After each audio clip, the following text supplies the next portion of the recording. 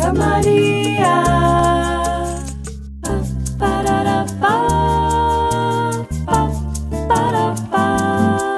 Os movimentos são todos de deslizamento, então é importante que a gente tenha um auxílio de um óleo ou de um talco, dependendo da criança, se ela for alérgica, para poder auxiliar para não criar atrito na pele. De preferência, óleos vegetais.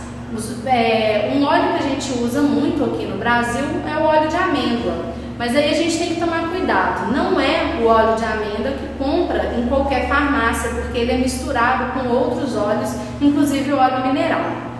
Por que a gente fala que o mineral não é interessante? Porque ele acaba tampando os poros da pele da criança, não deixando a pele respirar, e ele também não tem valor nutritivo nenhum. O óleo vegetal ele já tem vitaminas e sais minerais que ele ajuda também até mesmo para a saúde da pele daquela criança.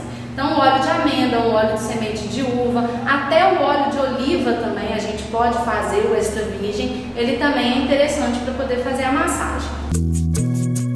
Samaria.